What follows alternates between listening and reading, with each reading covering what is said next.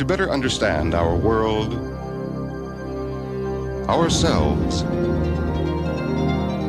and our future, this program is made possible by the people of Chevron. Chevron, giving thought to television.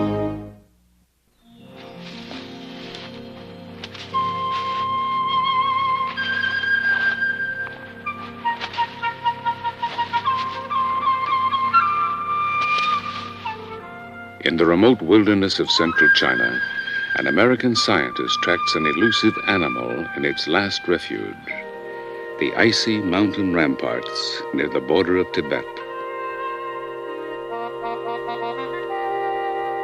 Sequestered in this inaccessible universe, the giant panda was revealed to the Western world only 100 years ago. Today, it remains mysterious and enigmatic. So little is known about the giant panda that baffling questions about it are yet to be resolved. How much does it eat? How far does it travel? How much space does it require? But the most nagging question of all, can it survive? For the giant panda is one of the most endangered species on Earth.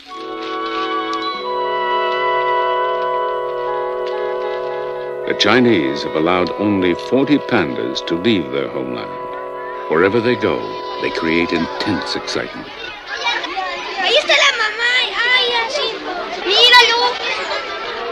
Son los pequeños. Ay, mira. Se está revolcando. Today, scientists are intensifying their efforts to understand this rare and troubled species. Now she starts to break it up here in a minute. Okay, now what is she doing?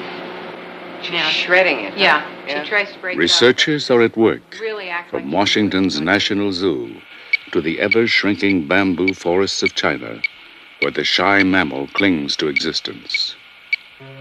Confronting challenges and hardship, conservationists, scientists, and governments have dedicated themselves in an extraordinary effort to save the panda.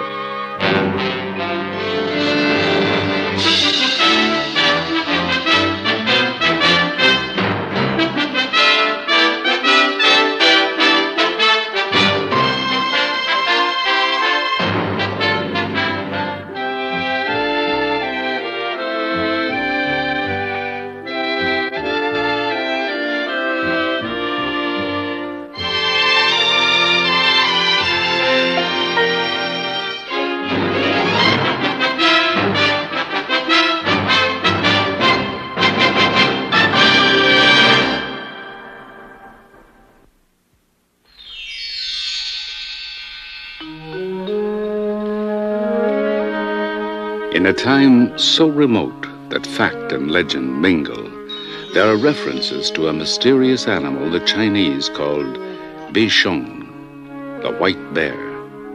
The ancient chronicles of China record that a giant panda was included in a tribute from the kingdom of Qin to the kingdom of Yu. Japanese imperial annals recount that in 685 AD, China's emperor sent the ruler of Japan a gift of 2 live white bears and 70 white bear skins.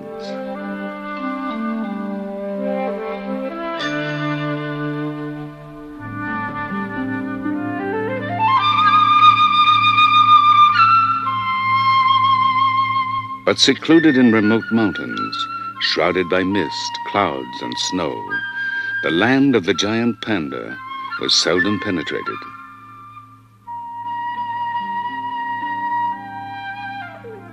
Even the local people could have lived and died without ever setting eyes on the elusive animal.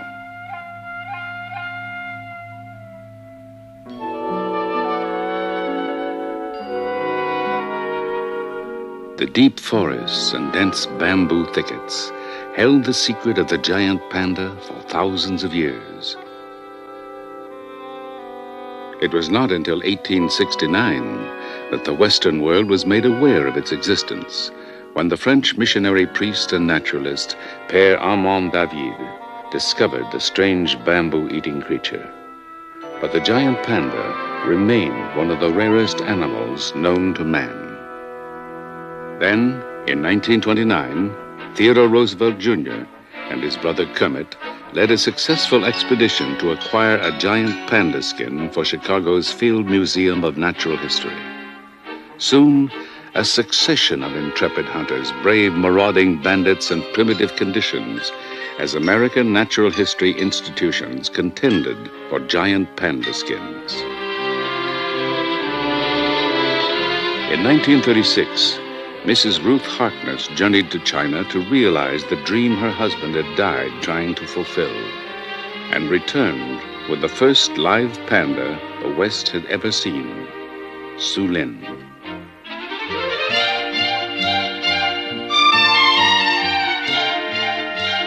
In 1937, Ruth Harkness brought back a second live panda to join Su Lin, by now the most famous animal of the 20th century. Dean Sage acquired this lively baby for the New York Zoological Society. What makes a giant panda so valuable? The giant panda is valuable because it is exceedingly rare and because it is very hard to capture one. How did he react to the airplane trip? The panda reacted very well in the air. She was not bothered by the trip and slept most of the time.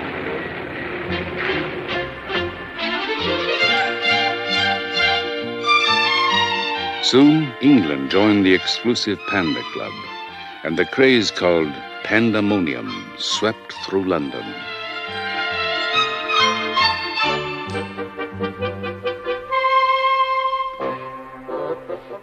At Regent's Park Zoo, the Princesses Elizabeth and Margaret met Ming.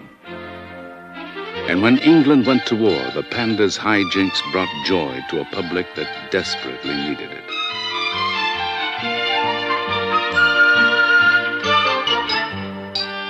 In 1963, history was made at the Peking Zoo when the first giant panda was born in captivity.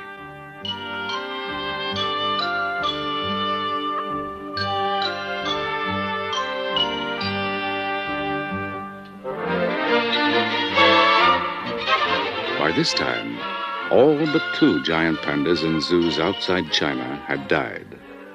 In 1966, the Iron Curtain was temporarily lifted in an attempt to mate the 2 survivors. Chi-Chi, a female from the London Zoo, was flown to the Soviet Union. Her arrival was greeted with much fanfare and attention from the international press, as An waited at the Moscow Zoo. Repeated efforts to mate the pair ended in failure. The years of unsuccessful attempts at breeding pandas in zoos outside China had begun. But for now, no more pandas were to leave the People's Republic for Europe or America. China isolated itself from the West. Radical policies were instituted as the peasants were collectivized, and extensive land reforms were set in motion. Recovering from internal and external warfare, caught in the throes of massive social change, the Chinese struggled to feed 700 million people.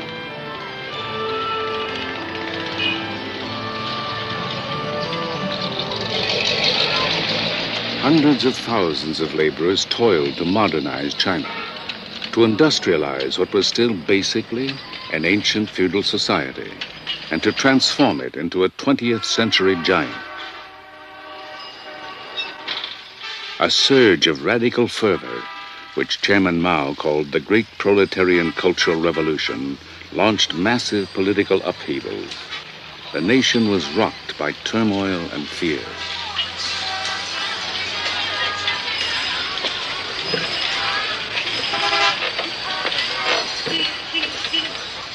After Mao's death in 1976, the revolutionary energies that had been unleashed wound down. The country seemed to stabilize, to pause, and take a breath.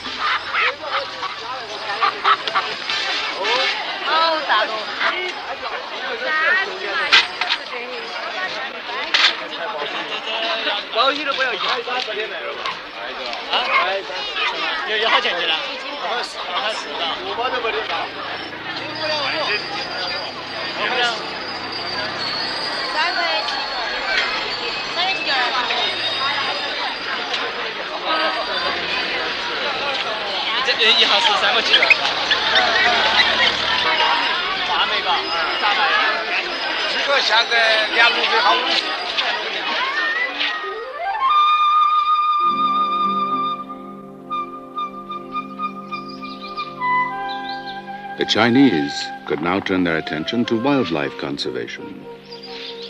Filled with a new sense of pride, realizing that the panda was a national treasure, the government gave the animal official protection.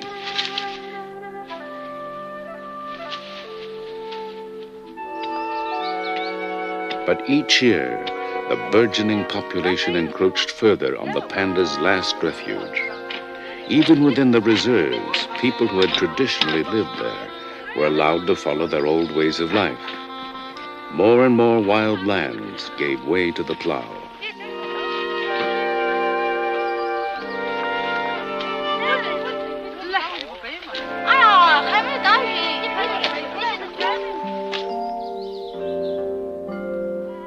Each season saw livestock grazing higher on the mountainsides, denuding them of fragile vegetation.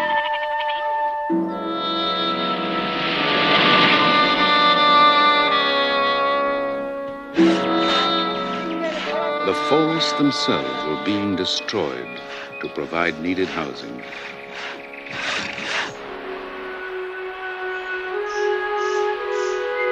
Then, in the mid-1970s, a natural phenomenon occurred as it does every 70 to 80 years. In the Min Mountains, the umbrella bamboo flowered and died. In ancient times, the pandas could have traveled to other areas where the bamboo would not be in its cyclical die-off.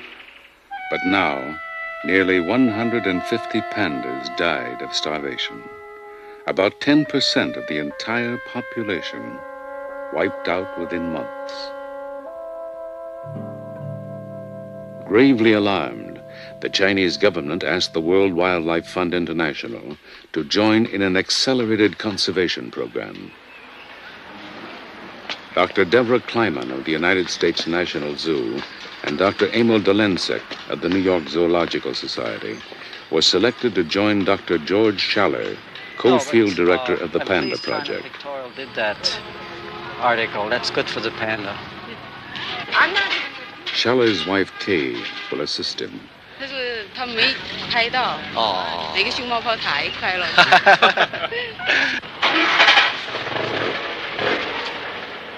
Never before had the Chinese government asked a private organization to help with wildlife conservation. Following the route taken by many early panda hunters and collectors, the scientists leave the walled city of Chengdu, once a link to the caravan trade on the fabled Silk Road. They are among the first Westerners to enter this area since the 1930s, and the first ever to be invited here.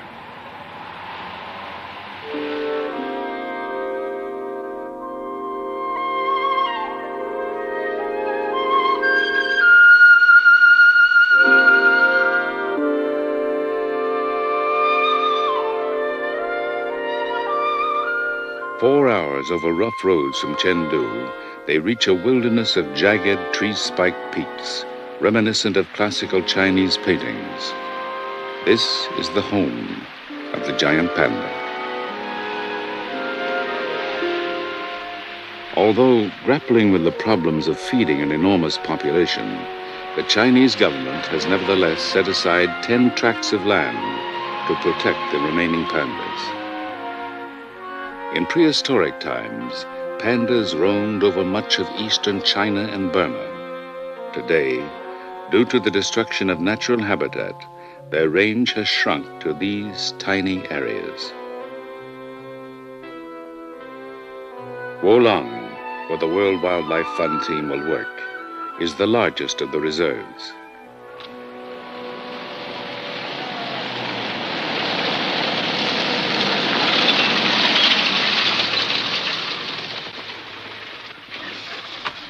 At administrative headquarters, the staff welcomes the team.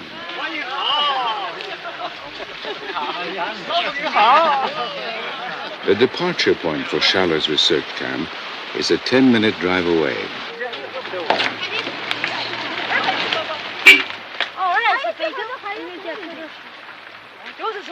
Even inside the reserve, there are scattered settlements. The Chiang are one of China's national minorities. Their Tibetan heritage is reflected in their features, traditional dress, and way of life. As Westerners, the Schallers are endlessly fascinating to the Chiang.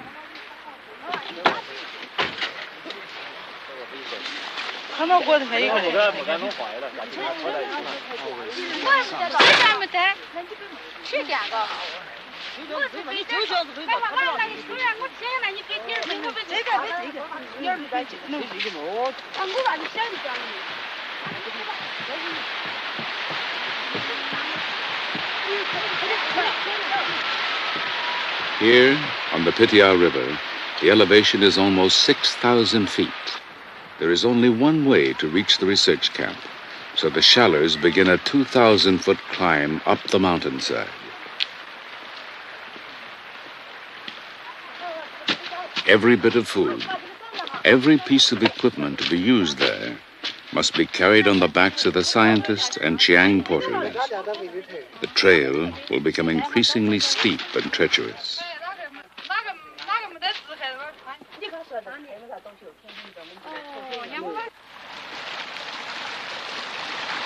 The Panda breeding station where Deborah Kleiman and Emil Delensik are headed is high in a neighboring valley. They, too, must make a rugged 2,000-foot climb.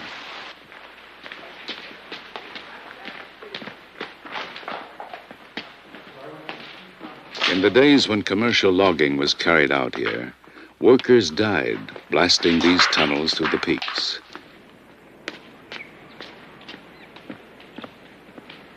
Named for them, the area is called Ingshango, Valley of the Heroes.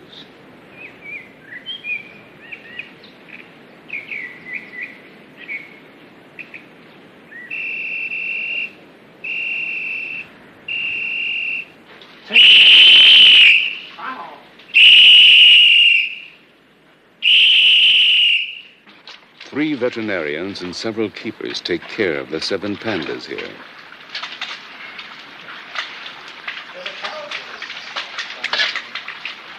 Rice gruel, fortified with vitamins and minerals, supplements the panda's staple diet of bamboo. Enriched bread is baked for them by the camp cook.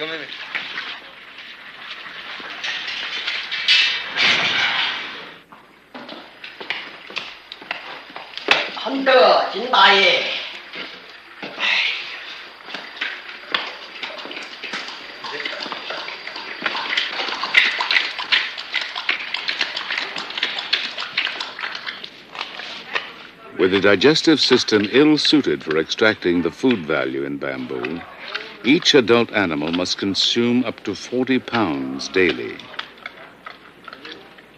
Wood is not a part of their diet, just a toy for this member of a species that likes to play.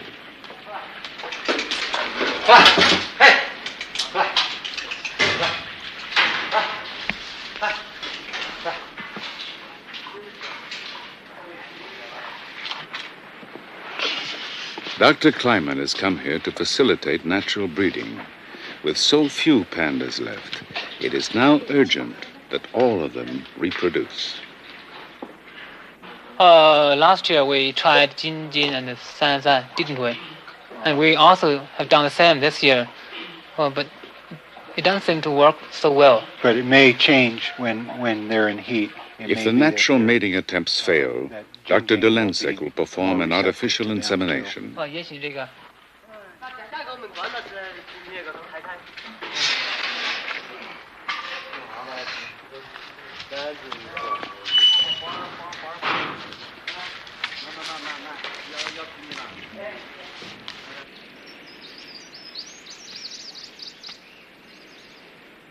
Behind the holding pens are large areas of enclosed natural habitat where the pandas can roam freely. For the researchers, This offers a unique opportunity for study. Even the giant panda's position in evolutionary history remains obscure. Some scientists say that it is most closely related to the red panda, which they place in the raccoon family. Some have found it strikingly similar to bears, while others place it in a group of its own. This century-old controversy continues to tantalize scientists.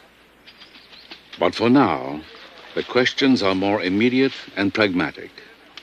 When will the breeding age female reach her period of peak heat? And will the attempts at natural breeding succeed?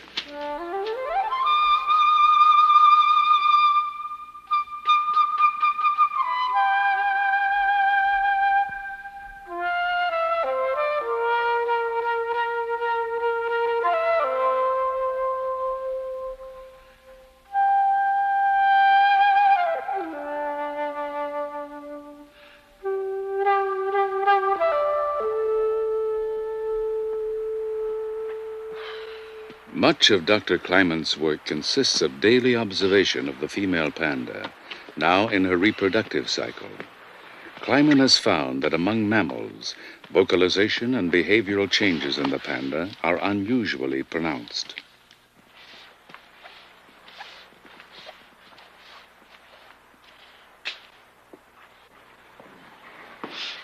Sissa, good morning. How are you doing today? You've been bleating a lot in the past few days. You coming into heat, Sissa? Are you bleating in response to Lily?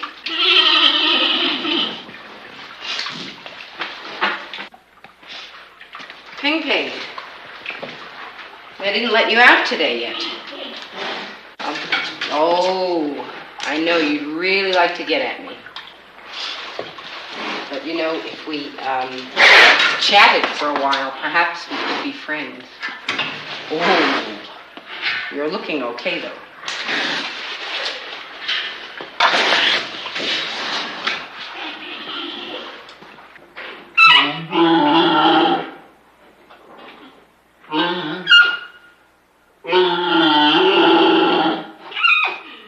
In the wild, the panda's vocalizations help the solitary males and females find each other in the dense bamboo forests.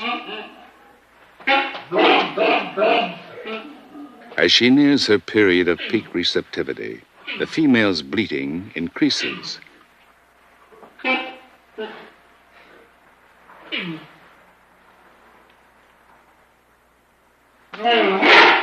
There are only 1 to 3 days in the entire year when the female can become pregnant.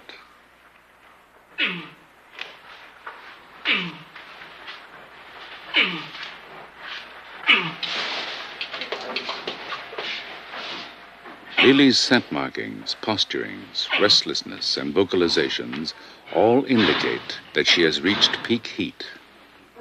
The male, released to join her, seems unresponsive at first. Then attempts to mate.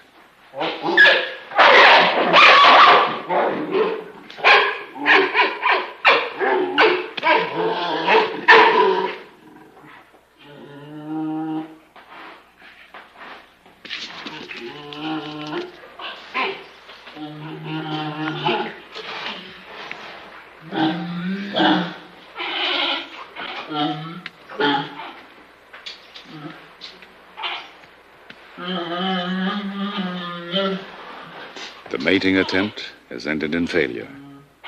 There are only a few hours left in which Lily is capable of becoming pregnant.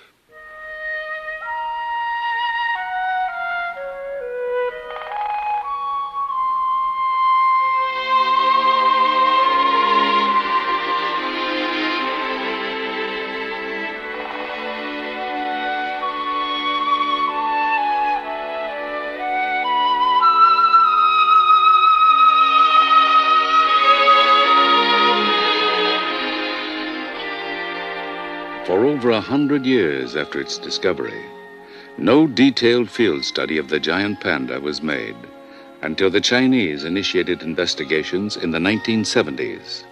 Then, in 1980, Project Panda began. George Schaller says, anybody who has lived for a moderate number of years will have seen areas that have been destroyed, natural areas that have been destroyed in a very short time.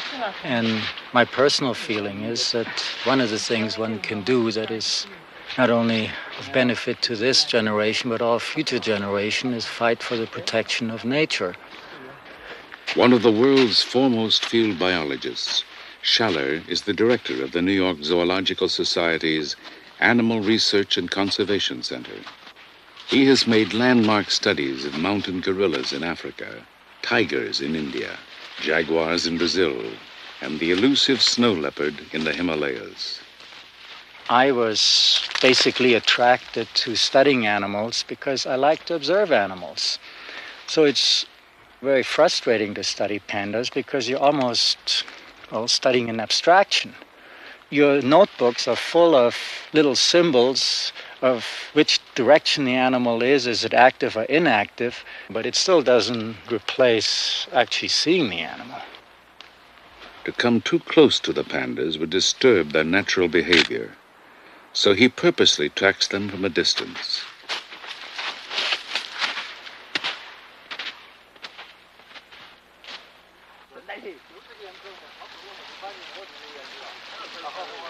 Carved out of the Oolong wilderness, a rough camp serves as research headquarters. From it, a group of workers sets out to trap a panda. If successful, they will fit it with a radio collar and release it back into the wild.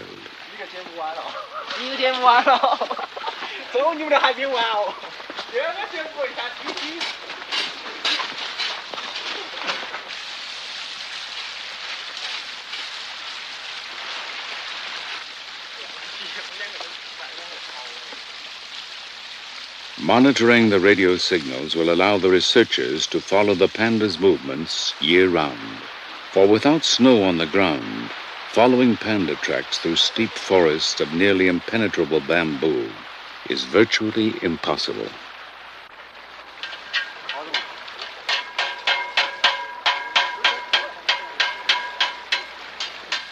One of 7 traps is set up near a stream where pandas are known to drink. Logs will camouflage each trap and anchor it firmly to the ground.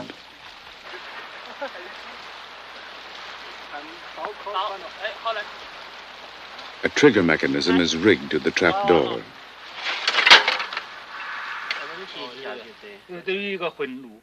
At headquarters, researchers confer with Hu Jinchu, a professor at Nanchang Teachers College.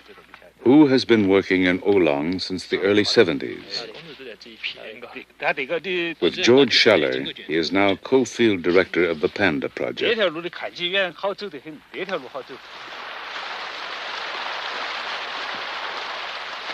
When all the traps are set up, a team goes out to bait them.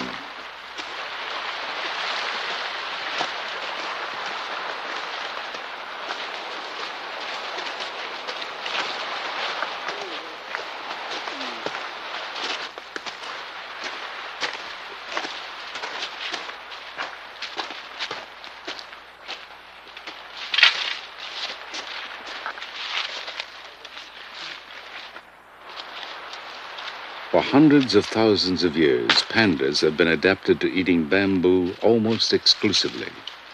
But they are still carnivores. Too slow to catch most prey, they are nevertheless extremely fond of meat. Bones and mutton are smoked in hope that the scent will lure a panda.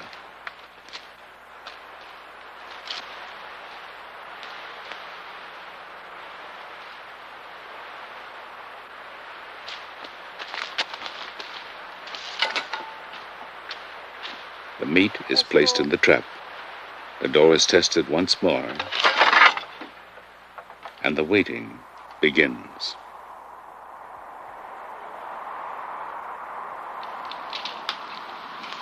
Of the 5 pandas already collared, only one is a male. If they capture another male, researchers can begin to study social interactions between the two.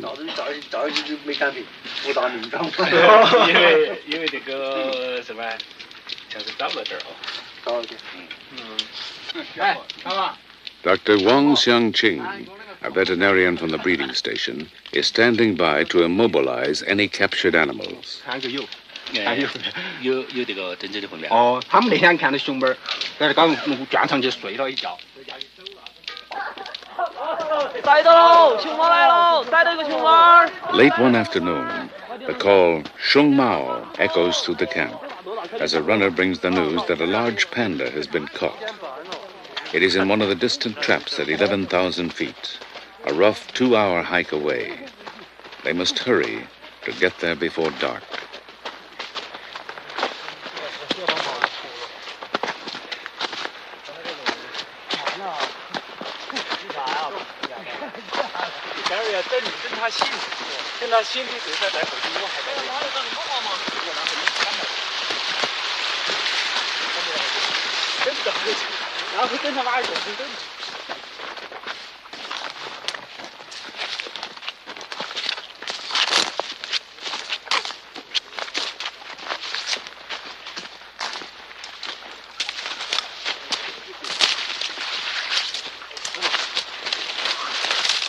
Professor Hu and Dr. Wang are concerned about the well-being of the panda.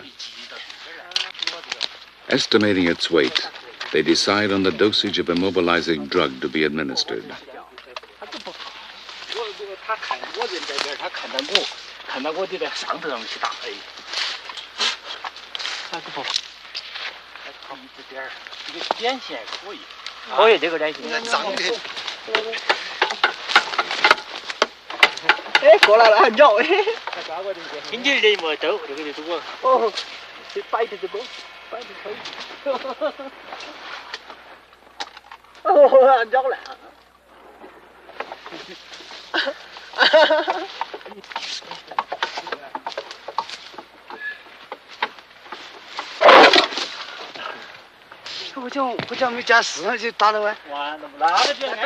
It will be about 10 minutes before the drug is effective.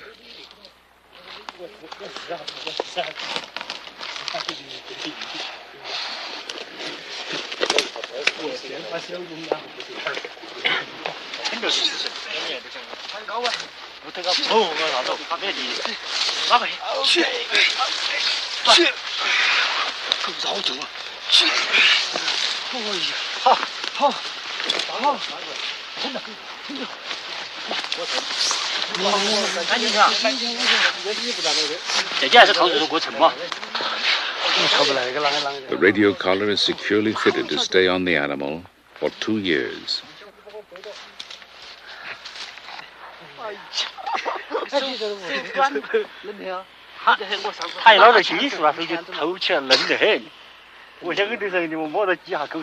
Because the drug inhibits the blinking reflex, salve is applied to lubricate the animal's eyes. The scientists use this opportunity to gather as much biological information as possible. The animal weighs 235 pounds, an average weight for a full-grown male.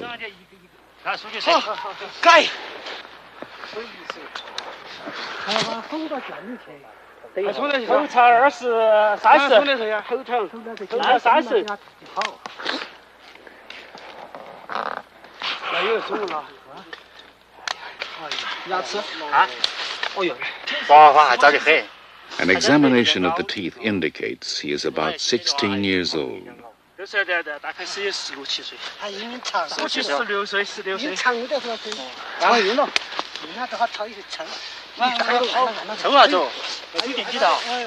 So that he can safely recover from the drug, the panda is placed back into the trap.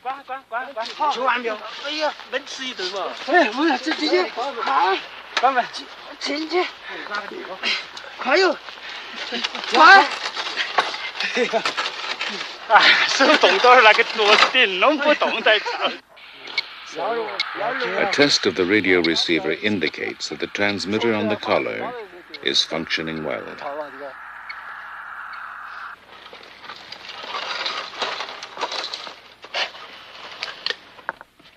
The data that this panda will provide for conservation management will contribute to the preservation of the entire species. 对呀，你来老早接你，他就是懂的嘛，是吧？哎呦，都就来不了，那不了。哎呦，到那个把来。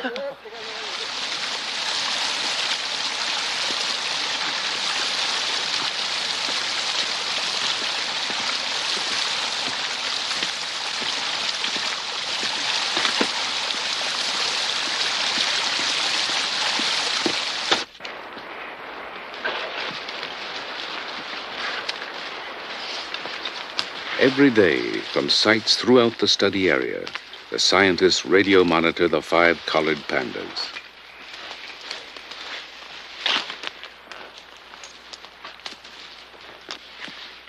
The data gathered will eventually reveal each animal's daily routine, the size of its home range, and the extent of its seasonal movements.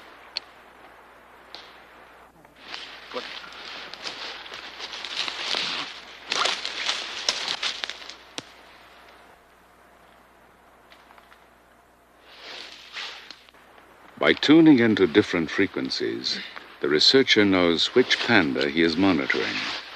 The number of pulses per minute indicates whether the animal is active, traveling or eating, or inactive, resting or sleeping.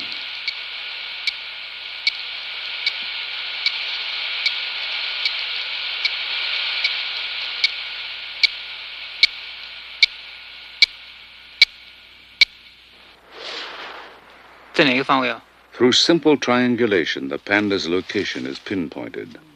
Time, temperature, and weather conditions will be correlated with the animal's behavior patterns. 2X 64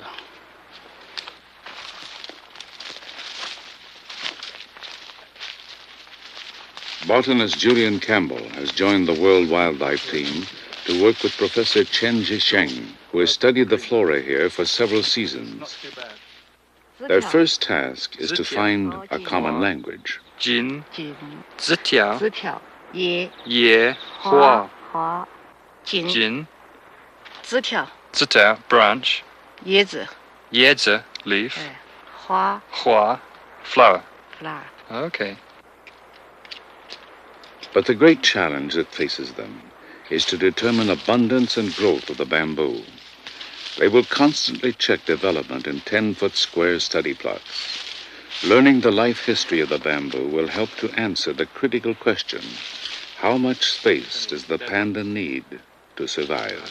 Not very many dead ones here yet, but they may start to die soon.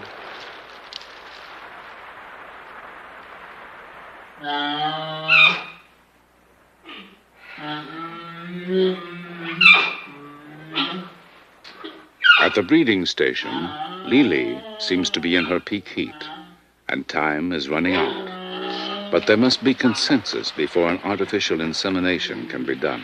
In some part, she's in stronger heat than last year. 入乡就是从那个活动返潮，比去年还要明显。He agrees to do the artificial insemination today. He said, since we are doing scientific research, we must take some risk. 小张，我同意，还是今天可以。只是我们提前一点走的话，即使说我们没有达到高潮，但我们以后还可以弥补噻。He agrees to do artificial insemination today. He said we'd rather be a little earlier than to lose the chance, because if we lose the chance, we can never find a chance again. Are we all agreed then? Yes, everybody. Okay, let's get to work. Liquid nitrogen is used to freeze a portion of the semen that has been collected from one of the mature male pandas. 11:52. Placed in plastic straws, the frozen semen creates a kind of biological bank, since it can be used even years later.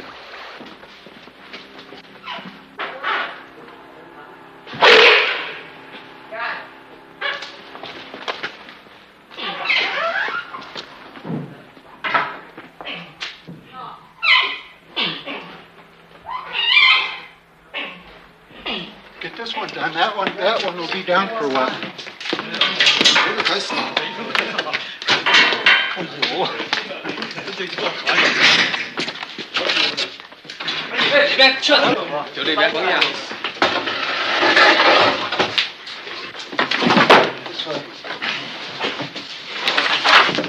Good.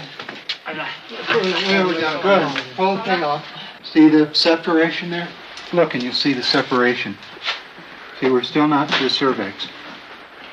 See the separation across the top?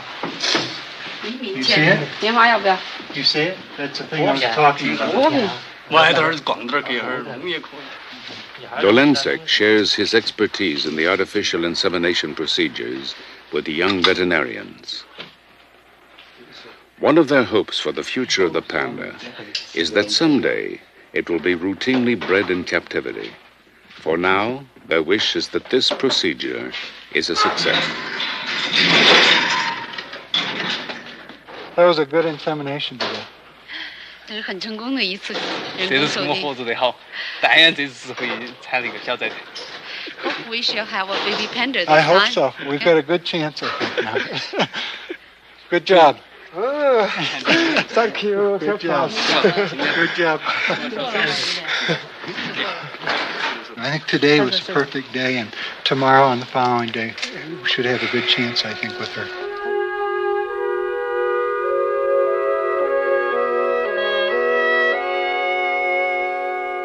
Despite artificial inseminations on the next 2 days, Lily does not become pregnant.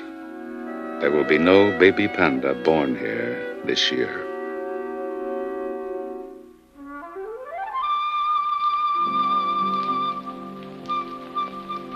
Through the frozen months of winter, the forest is silent and still.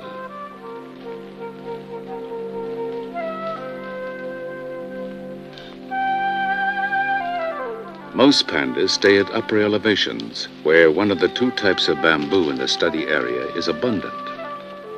But as spring begins to stir, tender shoots of the other species push through the thawing earth on the lower slopes. Soon, the pandas will descend in search of the delicacy.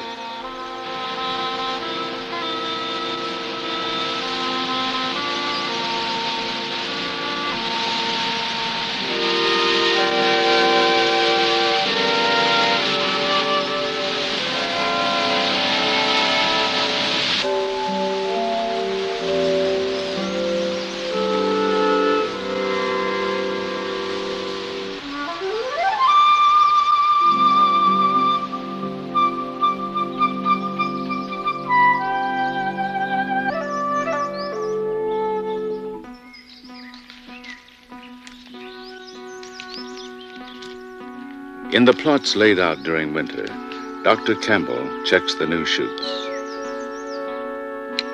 The researchers want to determine how much bamboo eaten consists of shoots, what consists of stems and leaves, and how the proportions change through the seasons.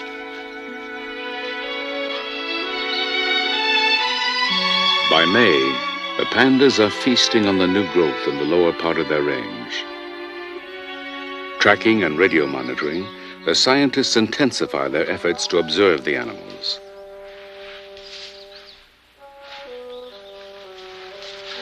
For the first time in months, Schaller and Hu spot a lone collared panda feeding deep in a bamboo thicket.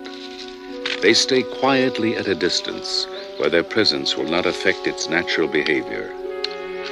It is a distinctly satisfying moment.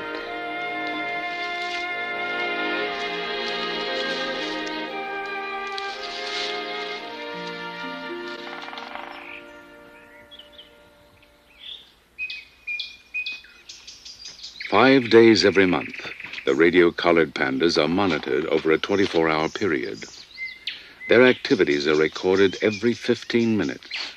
Tonight, the monitoring will be done from the Schaller's tent. George, I'm going to go to sleep now. Wake me up if you get tired early. All right, you've got about 5 hours. Schaller has learned that pandas eat for as long as 8 hours, then sleep 1 to 4 hours, eat again, then sleep again, around the clock. in order to get enough nutrition.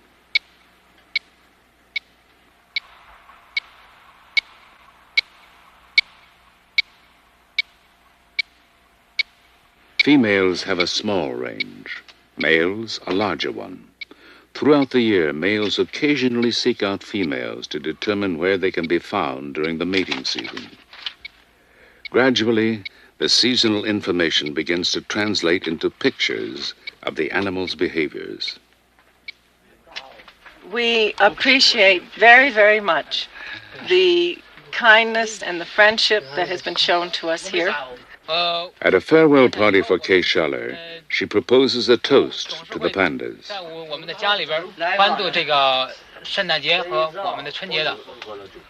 So I would like to drink a special toast to the Sheng Mao who has brought us together. 他建议这个大家干杯，特别是为把我们聚集在一起的熊猫干杯。好，熊猫。哦哦哦哦。Mr. Sheng Mao.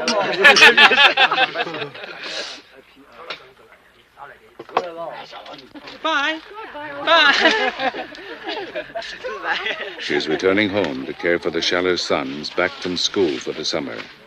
Schaller will continue his studies here.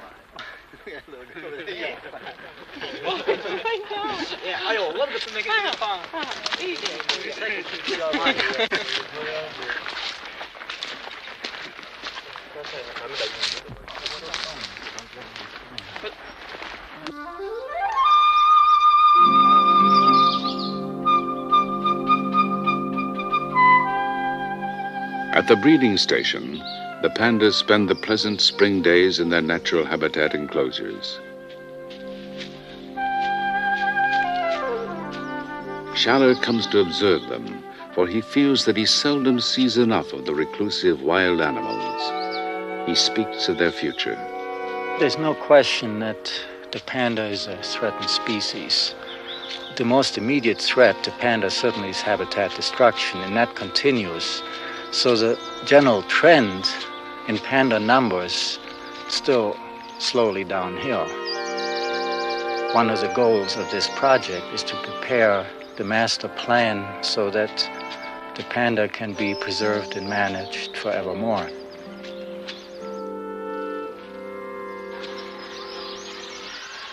In zoos throughout the world, the fight is also being waged to help ensure survival of the species. In China, there have been 31 zoo births. Here at the Chengdu Zoo, 6-month-old Jinjin is one of their latest successes.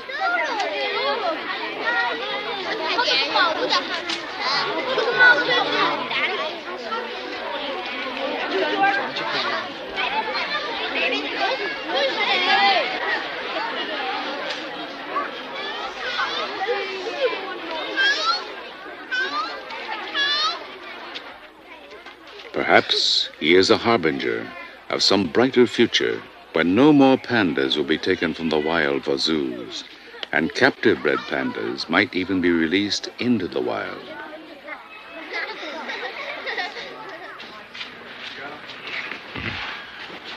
In March 1982, Ling Ling, the female of a pair of giant pandas given to the United States by the People's Republic of China 10 years earlier, is admitted to the hospital operating room at the National Zoo in Washington, D.C. 1, 2, 3. Wait a minute.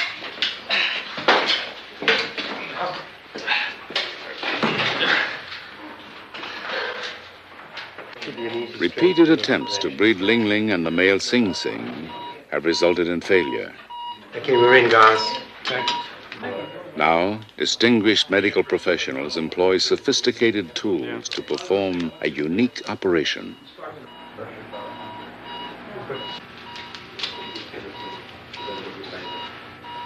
Because there are so few hours in a year when a panda can become pregnant, a laparoscope is used to see when ovulation is occurring. How's it going? Yeah. We come back and choose the mic, didn't we? Okay, let's take it off. Let's get this. There it is. Wait a For the minute. first time in history, a medical team is able to look inside the body of a female panda in heat. At what is judged to be the ideal time, semen is injected. Getting any backflow? Not externally, but you can see it cooling inside. Okay. Let's make sure the blade's there and take an oxygen thing with us. If the procedure is successful, this will be the first time a giant panda is born in the United States. No, just take that one. We'll just take that one.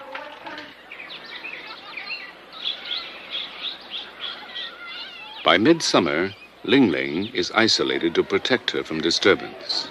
The entire country anticipates the historic event, and at the zoo, a fascinated public gathers at a television monitor to watch her.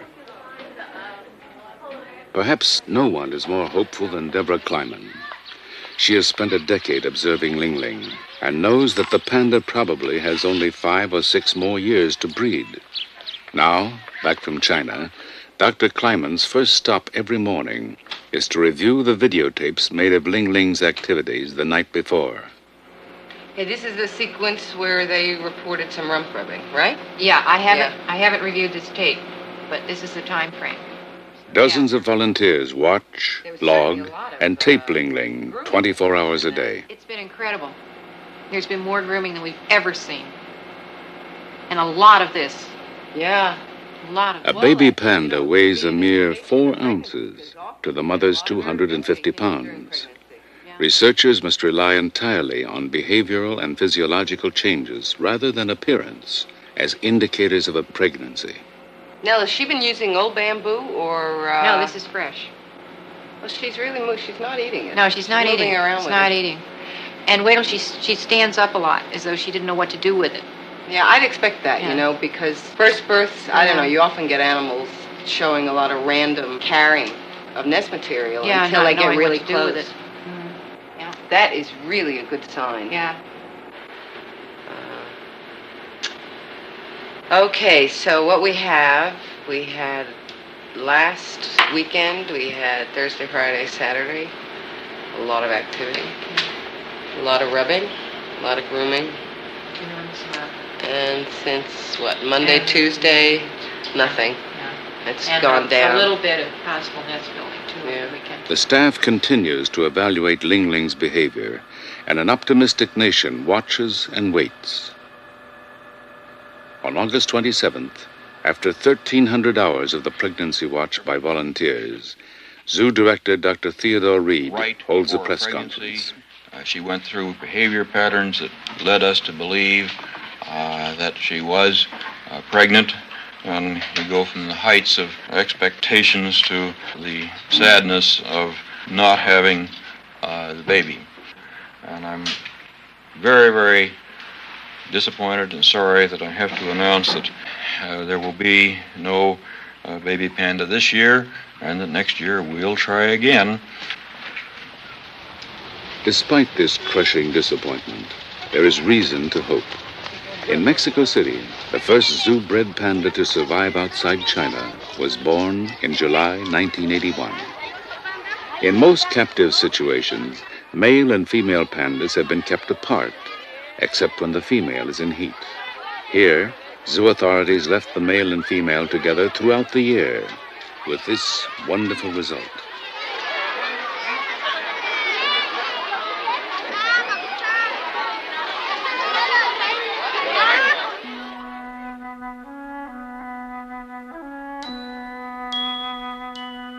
This unique record, videotaped at the Mexico City Zoo, shows the panda in its first days of life. Born pink-skinned with a silver sheen of sparse hair, it begins to acquire its distinctive markings in about a week. The tiny baby is fragile and completely helpless. With extreme delicacy and tenderness, the mother uses her mouth to move the baby, groom it, and take it up to nurse. Decades of hope and dedication seem to culminate in the miracle of this tiny life.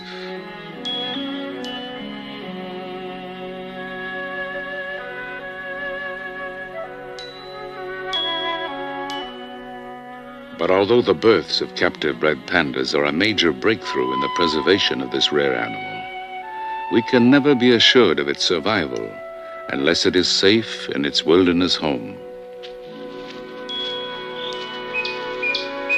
George Schaller has written, "We have all met species without a future and wish that we might be able to extend their existence. Such species evolved with us in a remote world, and as each perishes, it takes with it an ancient knowledge which man may well need." The panda is more than an animal. It is a symbol of our commitment to the future. To lose this symbol because of neglect would be a disastrous moral blow to mankind. The effort to rescue this beleaguered species from the specter of extinction has begun. Only the conscience of a caring world, supporting scientific discoveries and wildlife management, can save the panda.